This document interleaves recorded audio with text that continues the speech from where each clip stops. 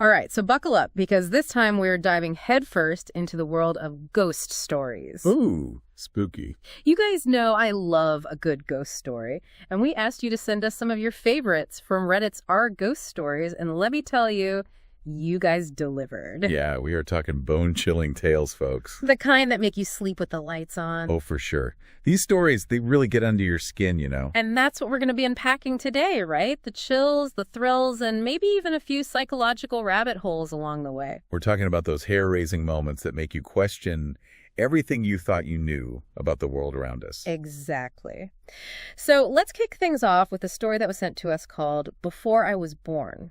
Now, what makes this story extra creepy is that it's a multi-generational account of strange occurrences in a family home in British Columbia. Ooh, multi-generational. You know, those are always the creepiest because it's like, is it something with the family or is it something with the actual location? Right, like what came first, the chicken or the haunted egg? Exactly. And it all starts with this young mother who's home alone with her newborn twins. She's just trying to get some rest, you know, new mom life.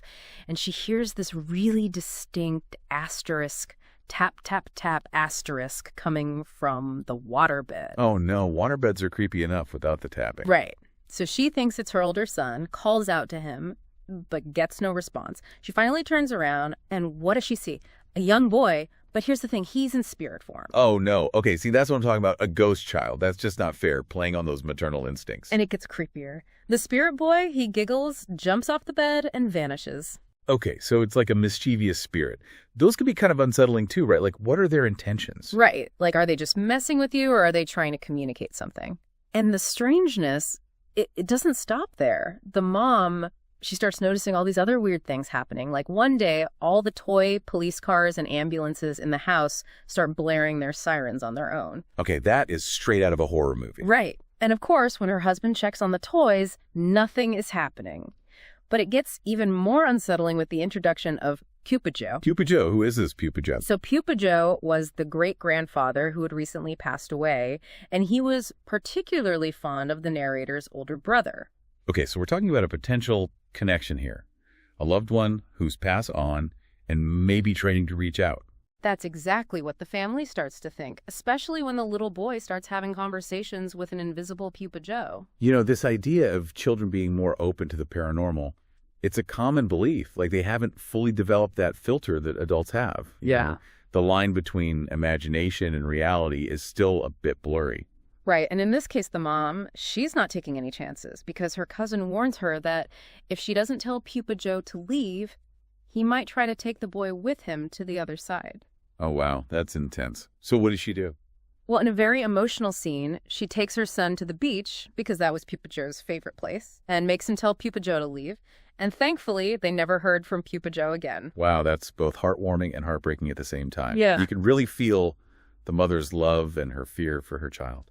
Right. She's not sure if what's happening is real, but she's not willing to risk it. And that's the thing about these stories, right? They make you wonder how much of it is our own beliefs shaping our reality. Wow. Like, does believing in the supernatural make us more susceptible to perceiving it? It's a total chicken or the egg situation. Like, did the ghost make you believe, or did your belief conjure the ghost? And speaking of things that make you question everything, our next story, Camping Trip, takes us on a wild ride of sudden primal fear and a possible connection to a historical tragedy. Ooh, this one has me hooked already. Historical tragedy, you say? Tell me more. So picture this. It's 4 Chamilo a.m. Our storyteller and his friend are driving to this remote campsite, right? The second they turn onto this deserted dirt road, both of them at the exact same time. Whoa, okay, so a shared experience. That definitely adds another layer to the mystery, because now it's like, is there something actually there, or is it some kind of shared delusion? Right, and that's what makes it so freaky. And get this, they didn't even speak about it at first. They were each trying to process this wave of fear washing over them. It's like they both knew something was wrong, but didn't want to say it out loud. It's like that feeling you get when you walk into a room and the energy just feels off. Yes, exactly. But then it gets weirder because the driver's friend starts seeing shadowy figures by the roadside, while the driver himself keeps getting this whiff of stale cigarettes, like right at the peak of these terrifying waves. Okay, sensory hallucinations, now we're getting somewhere. Sometimes our brains, they can play tricks on us, especially in situations that are already heightened with anxiety, like driving on a deserted road in the middle of the night. True, but what about the smell of cigarettes? I mean, that's pretty specific. You'd be surprised. Our sense of smell, it's strongly tied to memory and emotion. It's entirely possible that the smell was triggered by something else entirely, like maybe a faint trace of something in the car, or even a memory association that was brought on by the stress of the situation. That's a good point. But get this. It turns out their camping spot just happens to be near the site of a historical massacre of Native Americans. Oh, okay. Now that's creepy. Talk about a spooky coincidence. Right. I mean, what are the chances? And to make it even creepier, their fear completely vanished with the sunrise, only to return the following night, culminating in disembodied voices and a blood-curdling shriek. See, this is what gets me, that cyclical nature of fear. It's like our primal instincts kicking in, right? Darkness falls, our defenses are down, we become more susceptible to suggestion, and boom, our imaginations run wild. Totally. It's like our brains are wired to be scared of the dark for a reason. But it makes you wonder, is it all in our heads? Or is there something more to it? Like, is it possible for a location to hold on to the energy of past traumas? Or are our minds just incredibly good at playing tricks on us? That, my friend, is the million-dollar question. And it's one that we'll keep exploring as we delve deeper into these bone-chilling tales. And it really makes you think twice about that next camping trip, doesn't it? Seriously, though. Especially when you consider that sometimes these spooky encounters happen a little closer to home. Oh, you mean like asterisk and asterisk our homes? No, that's what I call nightmare fuel. Well, get ready to fuel the fire, because our next story, Haunted Trailer in SW, Virginia from 1984, takes us inside a home where the unexplained became the new normal for one family. Okay, so we're switching gears then from wide open spaces to a, what do you call it, haunted house? More like a haunted trailer, but yeah, you got it. And this one is a doozy because it's not just a one-time thing. We're talking about a constant presence, something woven into the fabric of their daily lives. Okay, now that's scary. It's like you can't even escape in your own home, the place where you're supposed to feel safe. Exactly. And this Reddit user, they talk about how they moved around a lot as a kid. And in a lot of those houses, they saw weird, unexplainable things. But this particular trailer, this is where things went to a whole other level, like full-on sensory overload. Sensory overload. Oh, no, I don't like the sound of that. Right. Imagine this. You're lying in bed at night trying to sleep, and you hear these guttural growls coming from under your bed. Under the bed. See, even just hearing that sends chills down my spine. Right. It's like something out of a horror movie, but for this person, it was real life. And it wasn't just the growls either, right? There were other things going on in that trailer. Well, yeah, the growls were just the tip of the iceberg. They also started hearing the sounds of cooking late at night, like pots and pans clanging the works. So they smell food cooking, hear all the commotion in the kitchen, But when they go to check it out, the kitchen's cold, empty, no sign of anyone cooking anything. Talk about creepy. See, this is what I mean about our senses playing tricks on us, Our minds are powerful things. We hear a noise, we smell something familiar, and our brains try to fill in the blanks, create a story that makes sense. And sometimes that story is a terrifying ghost story. Exactly. But wait, wasn't there something about a shadowy figure in this story too? Yeah. That always creeps me out. Oh, you're right. Yeah, so one morning, the Reddit user, they're lying in bed, wide awake, and they see it. This shadowy figure rises up from the kitchen table and starts walking down the hallway towards their room. Oh, no. I don't like where this is going. Did they say what it looked like? They described it as short, dark, and hunched over. And get this, it paused at their door, like stared for a second, then turned and disappeared. Oh, see, that's the worst. That lingering pause, like it knows you're watching it. But did they ever figure out what this thing was? Was it like a ghost or something? Well, this is where it gets even weirder. They later find out from a neighbor that the previous tenant, a woman, had actually died in that trailer. In the trailer? No way. And here's the kicker. She supposedly slept on the kitchen table because she had a really bad back, which kind of explains the hunched over figure, right? Okay, I'm officially creeped out. So you're telling me this family could have been haunted by the ghost of a woman who died in their trailer. And she was just doing her thing, cooking late at night, maybe looking for a midnight snack. That's one way to look at it. But here's the thing, right? We tend to find patterns, connect the dots, especially when it comes to scary stories. So was this actually a ghost? Or did knowing about the previous tenant's death just kind of plant a seed in their minds, make them more likely to see and hear things that weren't really there? It's impossible to say for sure. Yeah. But, it does make you think about how much our own minds can influence what we perceive. It's true, and it's a question we'll keep coming back to as we go through these stories because it's a big one.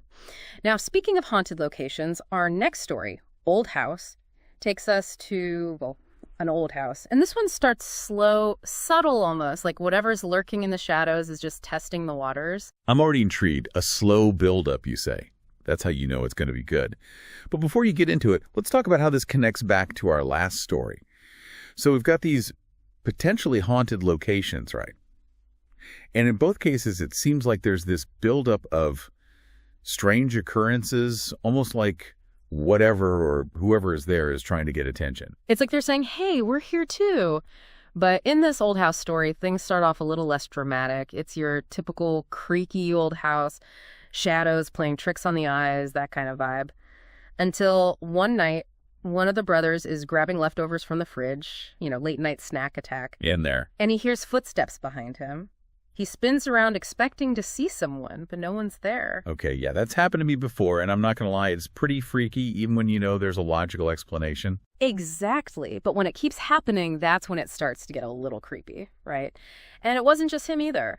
Another time, one of the brother's friends is walking through the house and sees what he thinks is their cousin in the corridor. But when he shines his phone light on the figure, it vanishes. Poof. Gone. Okay, yeah, that's a little harder to explain away. Right. And then there's the uncle. He's sleeping over one night, sound asleep, when he feels someone tugging on his blanket. Ooh, okay. I hate that feeling, even when it's not a ghost. Yeah, it's a universal fear, right? That feeling of something touching you when you're vulnerable. Anyway, he wakes up at the start, heart racing, but again, no one's there. It's funny how so many of these experiences happen when we're in that in-between state. Right. Like right before we fall asleep or just as we're waking up. It's like our defenses are down and we're more susceptible to whatever's out there. Or maybe our brains are just playing tricks on us. Who knows? But anyway, in the old house story, things are about to get a whole lot creepier. So remember how I said this old house was divided? It had like two parts connected by a corridor. Well, picture this. The dad, he's in the corridor painting the walls, just trying to spruce the place up a bit. And he's not really one to believe in ghosts or anything like that, just a regular guy. A skeptic, huh? Those are always the best stories because something big is about to go down. Oh, yeah. It's going to be good when the skeptic has a paranormal encounter. So there he is, paintbrush in hand when he sees it. Sees what say, don't leave me hanging. This figure, a shadowy figure, but here's the thing. It had the head of a goat. A goat. Yeah. Like a full-on goat head with horns and everything. Horns, the whole 9 yards. The dad, he's like frozen in place, can't believe his eyes. And after that, the family, they didn't stick around for too long after that. I don't blame them one bit. A goat man sighting is a surefire way to make you reconsider your living situation. But, it makes you wonder, what do you think it means? This goat man appearing like that. It's interesting you should ask that because I actually did a little digging after reading this story. It turns out that goat men, like figures with goat heads, they pop up in all sorts of mythology and folklore. Oh, really? Like what kind of stuff? Well, they're often associated with like the wilderness, the unknown, sometimes even with like trickery or malevolence. It's kind of creepy when you think about it. It's like this primal fear, something ancient and powerful that we don't fully understand. Exactly. And maybe that's what makes these stories so compelling. They tap into something deep within us, something that recognizes that there are still mysteries in the world, things we can't explain. But before we get too carried away with goatmen, we've got one more story to get to. Okay, hit me with it. What's the last tale of terror we've got lined up? This one is called There Is Something Knocking on My Window. And it's a classic for a reason. It taps into that primal fear of being watched, of something unknown trying to get our attention. Oh, especially at night, right? When it's dark and you're alone and every little creak and groan sounds like something out of a horror movie. This story, it takes that fear to a whole other level. Imagine this. You're lying in bed, trying to fall asleep when you hear it. Asterisk, knock, knock, knock, asterisk, Mev. It's coming from the window. Not just any window either. We're talking second-story window. Okay, see, now that's just creepy. I'm getting chills just thinking about it. And the knocking, it doesn't stop. In fact, it starts happening on different windows, almost like whatever is doing the knocking is circling the house. Okay, now you're just messing with me, right? That's the kind of stuff that keeps you up at night. It gets worse. The person who sent us this story, they tried everything to explain it away, checking for loose siding, branches, even bugs, but there's nothing there. So what was it then? Did they ever figure it out? That's the thing about a lot of these stories. They leave us with more questions than answers. And maybe that's part of the appeal, right? It's that lingering sense of mystery that keeps us coming back for more. You know what? You're absolutely right. It's like a good horror movie. You're left thinking about it long after the credits have rolled. Exactly. And with that, we've come to the end of our deep dive into the world of real-life ghost stories. We've encountered mischievous spirits, shadowy figures, a goat man, and even some unexplained knocking. We've explored the psychology of fear, the power of suggestion, and the enduring allure of the unexplained. It's been quite a ride. And, you know, what I find most fascinating is that even though we can't always explain these experiences away, even though they might scare us a little, there's still this sense of wonder, this feeling that maybe, just maybe, there's more to the world than meets the eye. And isn't that what it's all about? Embracing the mystery, acknowledging that we don't have all the answers. So the next time you hear a bump in the night or you feel a chill down your spine, remember these stories. Remember that you're not alone in your fascination with the unknown. And who knows, maybe you'll even have a spooky story of your own to share someday.